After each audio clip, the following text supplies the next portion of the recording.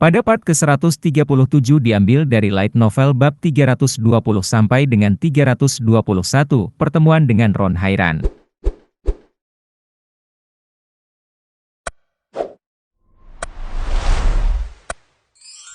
Ron Hairan tidak diragukan lagi adalah salah satu ksatria terhebat di antara ksatria bintang 10 di dunia, bersama dengan Nyonya Istana Tersembunyi, Talaris Endorma. Jika dia memutuskan untuk menyerang, Jin tidak akan bisa melarikan diri, tidak peduli seberapa terampilnya dia. Saat Ron mendekati Jin, mata Dante bergetar tak terkendali. Secara naluriah, Dante melangkah ke depan Jin. Menyingkir. Tolong, kakek, dengarkan aku. Saya tidak mau. Dante mau tak mau teringat janji yang ia buat dengan kakeknya saat mengunjungi Cosmos Arena beberapa tahun lalu. Maaf, kakek. Bukan saja aku tidak menang kali ini, tapi aku juga nyaris lolos dari kematian sebanyak 2 kali. Kamu berada di ambang kehilangan nyawamu 2 kali dalam kompetisi keji itu. Apa yang sebenarnya terjadi? Apakah karena kurangnya keterampilan pedang, atau apakah ada seorang master yang dibutakan oleh uang dan perjudian yang bersembunyi di sana? Keterampilan pedangku bukannya kurang, tapi aku kurang disiplin. Dan meskipun tidak ada master yang terobsesi dengan uang dan kesenangan di sana, aku bertemu dengan 2 individu muda yang memikat hatiku. Terus terang saja aku jadi penasaran. Seorang anak kecil yang bahkan tidak menunjukkan ketertarikan pada wanita menawan yang mengunjungi klan kita. Baiklah, siapa nama orang-orang yang telah mengguncang hati cucuku ini? Maaf, kakek, tetapi saya tidak bisa mengungkapkan nama mereka. Dan sekali lagi, dengan rendah hati saya meminta bantuan. Oh, dasar anak kurang ajar. Kamu baru saja tiba dan sudah membuat lelaki tua ini gelisah. Namun, aku akan memaafkanmu. Apa permintaanmu? Pikiran Dante berputar sejenak. Apakah ini saat yang tepat untuk menggunakan kartu itu? Rankandel dan Hairan jelas memiliki hubungan yang kompetitif. Itu berarti mereka mengklasifikasikan satu sama lain sebagai musuh dan berhak untuk saling menyerang jika mereka mempunyai alasan yang sah. Oleh karena itu, tindakan Ron yang sekarang dapat dibenarkan adalah memotong lengan Jin yang sedang menyamar sebagai invasi ke wilayah Hairan. Mungkin kakekku memang berniat mengakhiri hidup Jin suatu saat nanti. Mungkin akan lebih baik jika mengutarakan janji itu. Jantungnya berdebar kencang saat beberapa perhitungan melintas di benaknya. Dante harus mengambil keputusan. Haruskah dia menyimpan kartu yang diberikan kakeknya untuk suatu hari yang mungkin tidak akan pernah datang? Atau haruskah dia menggunakannya sekarang untuk mencegah temannya menjadi cacat? Dia menutup matanya sejenak. Dante mengambil keputusan. Dia tidak tega melihat lengan temannya dipotong di depannya. Kakek, tolong ingat janji yang kita buat bertahun-tahun yang lalu. Tapi itu sudah terlambat. Ron dengan lembut mendorong Dante ke samping, yang telah menghalangi jalan Jin, dan pedangnya, Rashid, sudah siap untuk menyerang. Darah Dante menjadi dingin saat dia melihatnya. Secara naluriah, dia menerjang ke depan, meskipun dia harus menggunakan tubuhnya sendiri untuk mencegah Ron memotong Jin. Di sisi lain, Jin, yang berhadapan langsung dengan Ron, mempertahankan tatapan tenang. Dia tidak kehilangan ketenangannya bahkan ketika Ron muncul. Bam! Astaga! Saat Dante hendak berteriak, dia melihat pedang kakeknya berhenti tepat sebelum mencapai Jin. Hahaha! Tiba-tiba, Ron tertawa terbahak-bahak sambil memegangi perutnya. Kau mudah sekali jatuh cinta, bukan? Hahaha, apa pendapatmu tentang penampilan lelaki tua ini? Hah? Melihat wajah cucuku yang kebingungan setelah sekian lama sungguh menggemaskan, membuatku gila. Haha. Kakek. Maksudmu semua ini hanya lelucon. Ron, dengan senyum mengejek di wajahnya, tidak bisa berhenti tertawa untuk beberapa saat. Aku sangat penasaran ketika tiba-tiba melihatmu tampak gelisah dan ingin pergi sambil berbicara dengan lelaki tua ini. Saat itulah Dante menyadari bahwa dia telah ditipu. Kalau dipikir-pikir, ada sesuatu yang salah sejak awal. Ron Hairan, kakek yang dikenal Dante, bukanlah orang yang akan bersikap acuh tak acuh terhadap sesuatu yang dapat menyakiti hatinya sendiri. Mengapa cucuku bersikap seperti ini terhadap seseorang yang datang? Mungkin itu putri yang kita lihat di pertemuan terakhir. Atau mungkin wanita dari klan Hensirk yang biasa mengunjungi kastil Kaisar Pedang sendirian setiap hari dengan sangat tulus karena dia menyukaimu, dan sekarang dia telah mencapai hasil. Tanpa sengaja, mata Jin melebar melihat bagian itu. Gila. Dante, aku bertanya-tanya kenapa kamu datang terlambat. Apakah Anda sedang berbicara dengan Sir Ron? Jika itu Rankandel, itu tidak terbayangkan. Saat berbicara dengan Patriark, menjadi gelisah karena ada teman yang datang berkunjung. Baiklah, kalau begitu, kakek. Kakek tidak akan menyakiti temanku, kan? Untuk apa aku menyakiti seseorang tanpa alasan yang disukai oleh cucuku? Tentu saja agak mengecewakan karena orang yang buru-buru kamu cari itu bukanlah seorang wanita. Tapi memastikan identitas teman yang sering kamu bicarakan itu sudah cukup untuk membuat orang tua ini sangat bahagia. Berdebar. Dante tiba-tiba terjatuh ke lantai. Dalam sekejap, wajah Ron menjadi pucat. Dante, cucuku. Apakah anemia menyerangmu lagi? Dante, terlahir dengan tubuh yang sangat rapuh, sering mengalami anemia atau kejang saat terkena pukulan atau aktivitas yang kuat. Belakangan ini, gejala tersebut hampir hilang. Maafkan aku, kakek. Cucu ini telah... Oh, tidak. Ini salah orang tua ini. Dengar. Cepat panggil tim medis. Mendengar teriakan Ron yang mendesak, tim medis segera bergegas masuk. Mereka dengan terampil memberikan obat kepada Dante dan membawanya pergi. Kita akan bicara nanti. Begitu Jin mendongak, Dante kehilangan kesadaran. Apakah kondisi cucuku sangat buruk? Apakah dia sangat menderita? Itu hanya anemia, mohon jangan khawatir, Tuan Patriark. Aku khawatir. Jika terjadi sesuatu pada cucuku, aku akan membunuh kalian semua. Jangan khawatir, Tuan Patriark.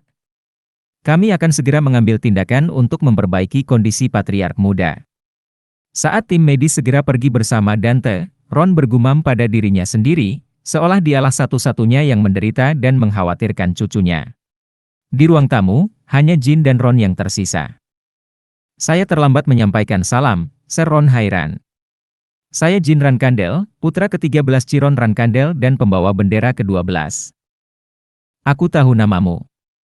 Aku tidak tahu kamu punya kecenderungan untuk menyamar. Ron berbalik perlahan untuk melihat Jin.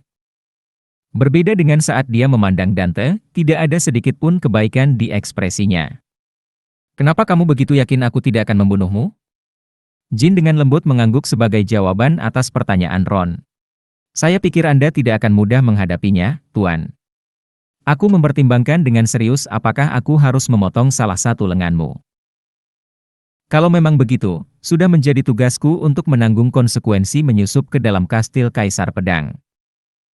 Kamu bukan orang yang bisa dianggap enteng. Kamu sangat mirip dengan musuhku ketika dia masih muda, Chiron. Terima kasih. Itu bukan pujian. Ayahmu, bahkan di masa mudanya, adalah orang yang tidak enak dipandang. Tatapan Ron saat dia berbicara membawa sedikit keserakahan. Keramik. Dia tidak bisa mengalihkan pandangan dari keramik yang sepertinya mengintimidasi dia saat dia berbicara, suaranya penuh dengan tekad. Karena kamu, cucuku yang berharga dan terkasih, yang sangat aku cintai, hampir terluka. Bagaimana kamu akan bertanggung jawab atas hal ini? Maaf, tapi sepertinya itu bukan tanggung jawabku. Ya, itu bukan tanggung jawabmu. Kalau saja kamu lebih kuat dariku. Ron tertawa kecil dan dengan ringan meraih bahu Jin. Begitu telapak tangannya menyentuh Jin, dia hampir berteriak. Energi Ron yang tak terlihat menembus tubuh Jin, langsung melumpuhkan organnya. Sepertinya dia mencoba menciptakan arus balik, seperti para penyihir. Tulang Jin bergetar. Menciptakan aliran balik pada energi seseorang jauh lebih menantang daripada menyebabkan aliran balik pada mana seorang penyihir. Bahkan, hal itu dianggap hampir mustahil. Namun, Ron melakukannya seolah-olah itu bukan apa-apa. Jadi, apakah kamu merasa bertanggung jawab sekarang? Induksi Ron terhadap aliran balik semakin kuat. Tubuh Jin gemetar, tapi dia tidak berteriak, dan bahkan di tengah cengkeramannya yang melemah, dia tidak melepaskan keramiknya. Pertama, Dante tidak menderita anemia. Pernyataan ini membuat mata Ron membelalak karena terkejut. Dia tidak percaya Jin telah menyadari penipuan Dante dalam waktu singkat itu. Itu adalah masalah yang bahkan dia ragukan pada awalnya. Aku juga mengetahuinya. Namun, dia tidak menunjukkan kejutan apapun secara lahiriah. Bahkan naga yang paling putih pun bisa ternoda saat mereka bersama naga hitam. Meskipun Dante belum pernah menanggapi leluconku seperti ini sebelumnya, sepertinya dia telah belajar sesuatu darimu. Dia sepertinya telah mempelajari sebuah trik. Ron berbicara sambil melepaskan Jin. Jin menyeka darah dari hidung dan mulutnya lalu menarik napas. Dante menggunakan kepalanya dengan sangat baik. Dengan berpura-pura menderita anemia, dia membuatku berhadapan langsung dengan Anda dan memberikan penilaian 300 juta koin emas kepada Anda, Tuan. Cucuku mungkin tidak jahat, tapi aku meremehkannya sepenuhnya. Cih. Jadi, bukankah aku harus menerima sejumlah kompensasi untuk itu? Apa? Dante yang tidak bersalah menunjukkan keberanian yang luar biasa dalam mencoba menipu Ser Ron. Tampaknya di masa depan, ketika dia menguasai klan Hairan, dia tidak akan ditusuk dari belakang oleh ahli strategi Vermont. Ron terdiam sesaat melihat sikap Jin yang berani. Lagi pula, aku telah memprovokasi dan terlebih dari pendekar pedang jenius manapun dari Hairan atau Vermont. Beberapa usahaku digabungkan ke dalam pencapaian Dante saat ini. Apakah kamu menginginkan kompensasi untuk itu juga? Ya. Haha, kamu bukan naga hitam, tapi naga jahat. Kamu tahu apa maksudnya? Sepertinya itu berarti meskipun kamu menebasku sebelum aku menodai Dante dengan lebih banyak kejahatan, aku tidak akan mengatakan apapun. Aku tidak akan bisa menyelesaikan ini dengan kata-kata. Sejujurnya, aku ingin membunuhmu saat ini juga. Tapi aku akan menahan diri demi cucuku. Aku akan membiarkanmu hidup. Itu upahmu karena telah merusak Dante. Itu tidak cukup.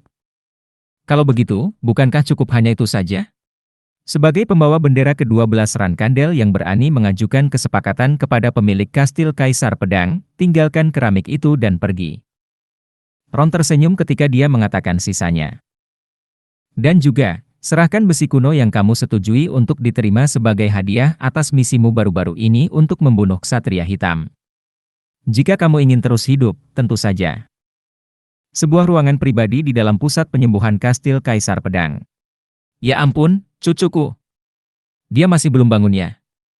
Lihat dia, kapan cucuku akan bangun? Dia tidak bisa terus seperti ini selamanya, kan? Detak jantung dan suhu tubuhnya sangat stabil, Tuan Patriark. Dia pasti akan segera bangun, jadi mohon jangan khawatir. Dante. Betapa menderitanya cucuku. Dante terus berpura-pura tidak sadarkan diri, tidak menyadari, bahkan dalam mimpinya, bahwa Ron sadar akan rencananya dan ikut bermain. Hatiku menangis. Aku akan pergi. Begitu lelaki tua ini kembali, kita akan makan sup Raja Naga Kekaisaran yang sangat disukai cucuku.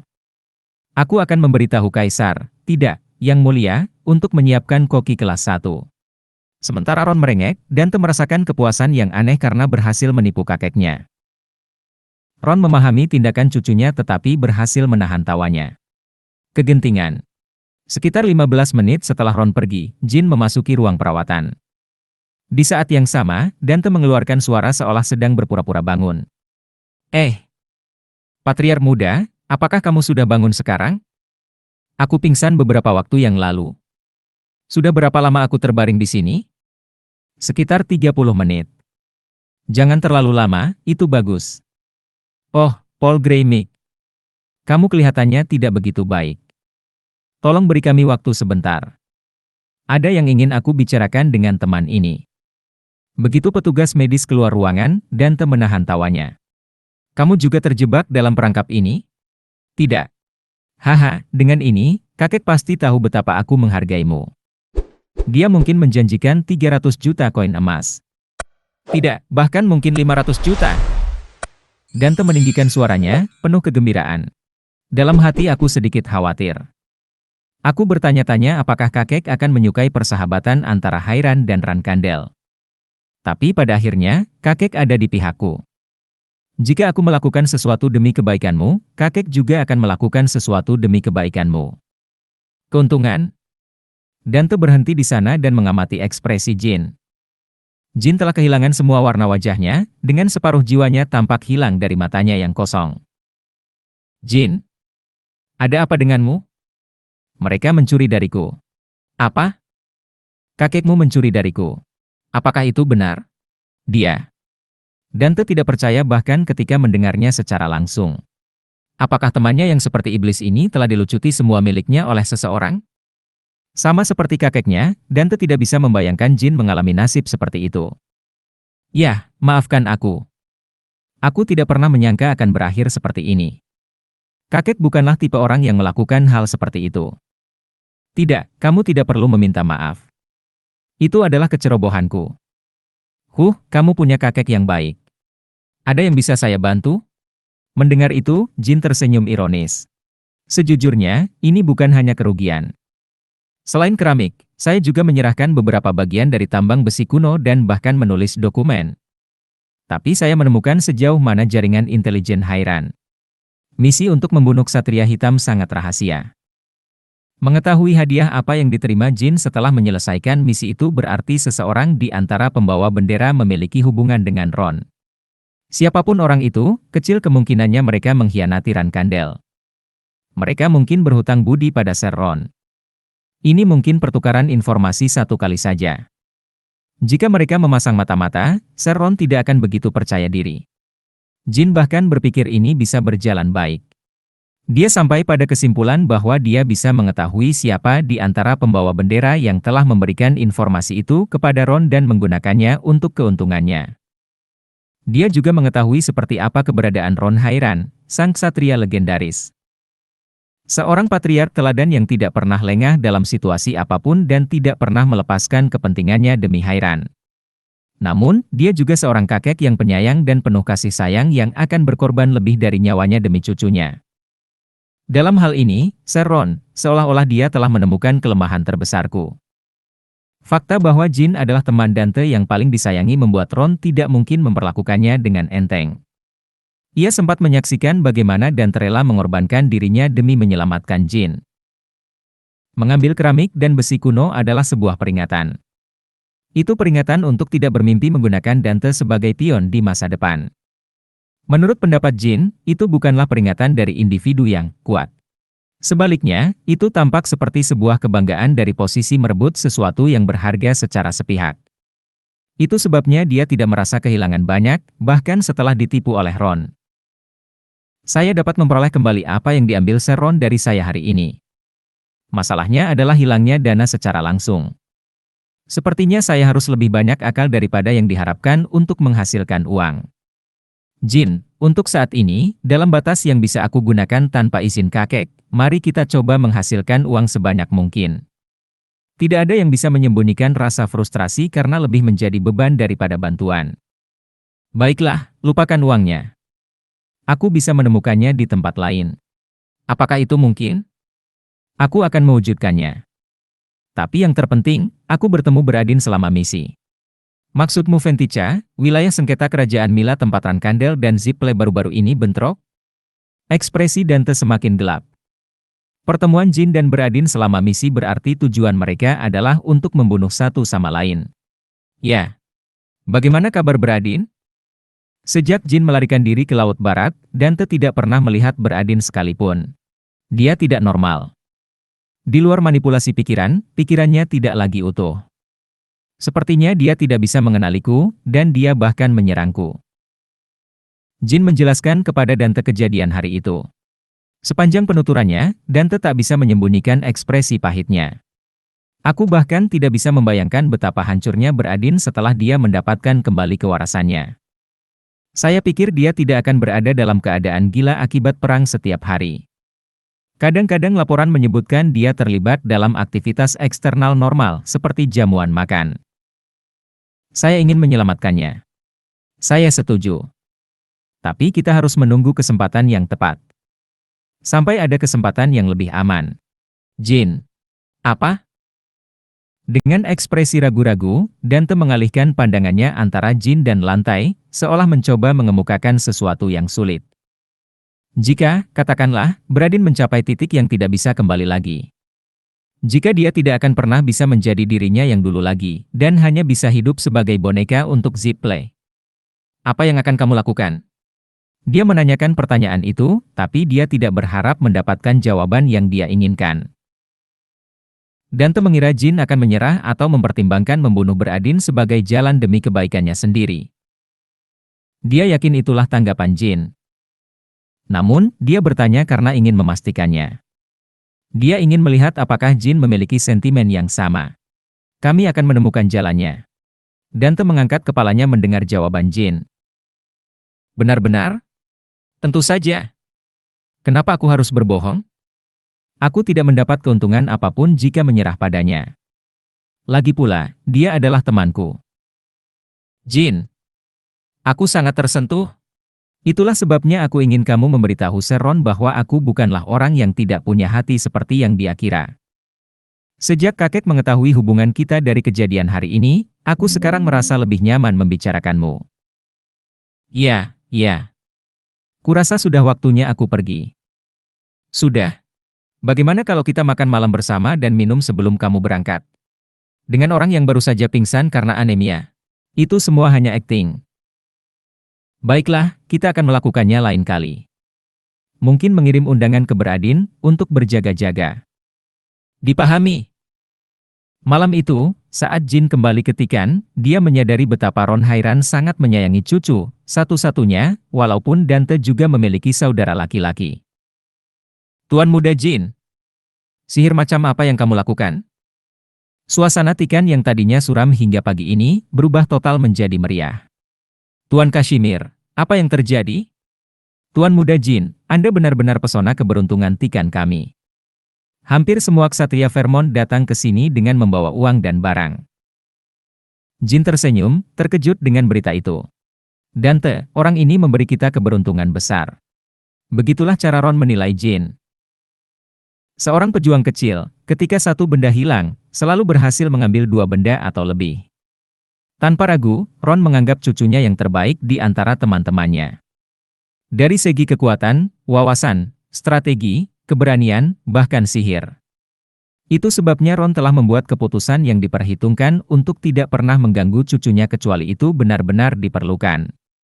Dia sampai pada kesimpulan bahwa mencampuri urusannya tidak akan membawa manfaat apapun bagi cucunya, yang dia cintai dan hormati lebih dari siapapun di dunia. Hujan uang. Sekarang saya punya lebih banyak pelanggan setia daripada sebelumnya. Kashimir praktis menarik kegirangan. Tuan Ron, Anda membuat keputusan yang sangat bagus. Anda tidak hanya memberi kami uang, tetapi Anda juga memecahkan masalah mendasar. Artinya hampir semua ksatria Vermont, kecuali keluarga kekaisaran, ingin berdagang dengan Tikan. Perkembangan ini bukan hanya menguntungkan perekonomian Tikan. Ketika Jin dan Kashimir mengambil alih Tikan di masa depan, itu berarti mereka tidak perlu terlalu khawatir tentang pengawasan Rankandel. Meski ada titik-titik tertentu di mana otonomi Tikan dikompromikan karena harus memperhatikan Ron dan Hairan daripada Rankandel. Namun, dari sudut pandang Jin, jika dia harus melawan salah satu dari dua faksi, Rankandel atau Hairan, untuk mendapatkan kemerdekaan penuh bagi Tikan, tentu saja, faksi terakhir tidak terlalu memberatkan. Bagaimanapun, Rankandel tidak dapat disangkal adalah klan yang lebih kuat dari Hairan. Jika para ksatria yang mengunjungi kita hari ini mengonfirmasi sebagai mitra bisnis kita tidak perlu mencari uang lagi. Jin mengangkat kepalanya mendengar kata-kata itu. Tapi bukankah lebih baik punya uang sebanyak mungkin? Tentu saja. Saya menghargai perhatian Anda. Tamu tuan muda akan segera tiba. Oh, lihat, sepertinya jet yang membawa mereka. Jin melihat keluar jendela dan melihat seorang prajurit mengikuti jet. Dia mendekati Menshan dengan gerakan aneh yang tidak pada tempatnya, mengenakan jubah dan kerudung. Selamat malam. Aku sudah membawanya ke sini. Jet membuka pintu dengan keras. Setelah diperiksa lebih dekat, prajurit berjubah itu tampak jauh lebih besar. Kerangkanya sangat aneh sehingga dia tidak terlihat seperti manusia. Jin mengangkat bahu saat dia melihat mata emas berkilauan di balik tudung. Jin, teman-teman, kalian selalu mengatur penyamaran untuk orang lain dengan sangat sempurna.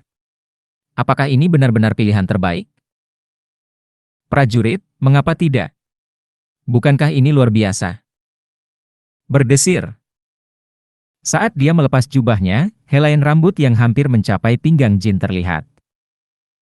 Identitas sebenarnya dari prajurit itu adalah seseorang dari suku salju emas, atau lebih tepatnya, kombinasi 4 orang yang menyatu menjadi satu, membentuk struktur manusia yang aneh. Ya, tidak buruk sama sekali. Sudah lama tidak bertemu, Peng. Oh, ayolah. Apakah kamu benar-benar akan menjadi seperti ini? Kita bukan lagi pengemis miskin di gua itu. Panggil aku Peng Emas, pemimpin pertama Peng. Tuan Jin Ran Kandel, pembawa bendera ke-12 Ran Kandel.